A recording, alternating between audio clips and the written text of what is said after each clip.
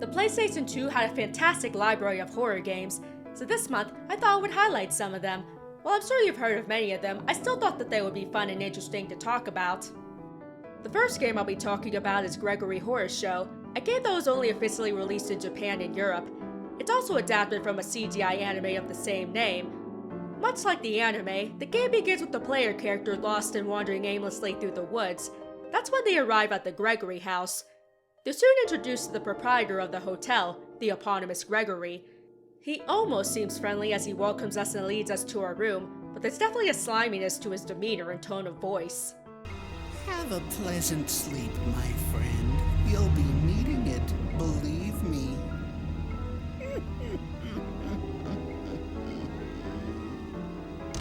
When the player character falls asleep, they're greeted by none other than death. He tells you that there are 12 lost souls located inside the Gregory house. If we retrieve them for him, then he'll help us escape. We also soon meet Neko Zombie, a poor cat that's been stitched up like a battered rag doll and located in the room next to ours. Despite his frightening appearance, he's one of our most important allies and introduces the game mechanics to us. This includes informing us that the characters all have a specific schedule that they follow and how we can take advantage of them. The first demonstration of this is when we're asked to nab the key to Neko Zombie's room from Gregory. Gregory tells us that we can't have that key, right before leaving his desk without taking the key with him. Fucking dumbass. Of course, the most important items we're looking for are the 12 lost souls.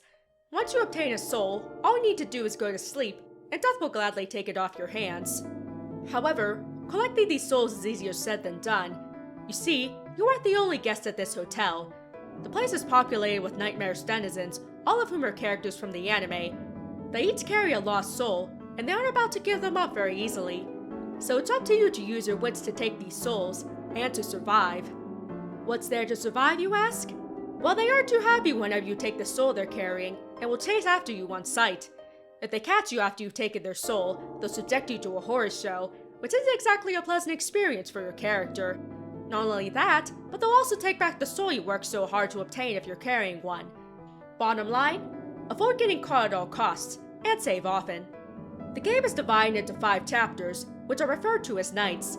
Which is kind of funny, considering that several 24-hour rotations of the clock can pass before you enter the next night. With each chapter comes new guests, and new souls to grab. In addition to your wits, you'll also need to use your observation skills. You can peep through keyholes in order to spy on guests and uncover key information, as well as watch their movements on the map to learn their routines. Talking to Gregory and Neko Zombie will also give you some clues to the characters' weak points. You also have your own mental health to look after, called the mental gauge, and is located in the upper left corner of the screen. This gauge will gradually deplete as time passes, and you'll lose a good chunk of health if you witness a horror show. If your REMG reaches 0, you completely lose your mind, and it's game over. Not only that, but there are also status ailments that will affect your character, such as night blindness and tiredness.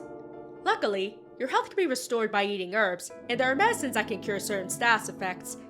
There are also several books you can read that are found throughout the hotel, which will fully restore your MD and increase its capacity.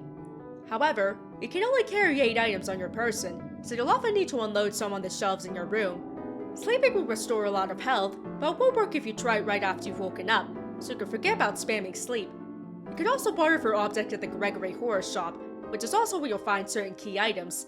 The value of all tradable goods are indicated with 1 to 5 stars, and you'll need an item or items of equal or lesser value to trade for the ones you want to purchase. The Gregory house is faithfully recreated from the anime, and it's just as creepy to explore in the game as it is to watch in the show. The music is appropriately eerie as you make your way through the dark hallways, and each creak of a door you'll hear will instantly put you into high alert mode. The number of truly benevolent individuals you'll encounter can be counted on one hand. Almost everyone else will desperately want to stay as far away from as possible. The characters are also faithfully placed into the game, and their distinct designs as well as their great voice acting make them both extremely memorable and extremely terrifying. Many of them almost look cute, but there's always something about them that just isn't quite right. Sometimes it's something visual, like these dogs with axes lodged into their skulls with blood dripping out. Other times it's their demeanor, like this pink lizard that enjoys drawing blood a little too much. And then there are characters that have both, like this little girl with 2 faces. As you progress through the game, you'll have more and more guests wanting your ass, which makes things more difficult, and scarier. Speaking of which, an interesting aspect of the characters in the anime is that they represent common human fears and anxieties, such as the dread of war and the inevitable passage of time. Despite their heavily cartoonish appearances, they also evoke very human experiences, things that most if not all people can relate to. While the gameplay and overall objective is the main point of focus in the game, the personal horror aspects are still very much present, particularly when it comes to the horror shows that look like they were lifted right from scenes in the anime. Overall, Gregory Horror Show is a very solid adaptation of a pre-existing media. It both captures the spirit of the source material, and is a very fun and challenging game to play. It looks and sounds fantastic, and there's also mechanics that will keep you on your toes. The horror show aspect is a pretty clever idea too, since they emulate the frightening scenes that are in the anime. They even found a way to add Roulette Boys board game into it. It's a shame it never saw a release outside of Japan and Europe, and the franchise as a whole is still quite obscure. It reminds me a bit of Courage the Cowardly Dog, except for a more mature audience, and with the rise in popularity of cartoonist horror, I feel like it would be a hit if it were released today.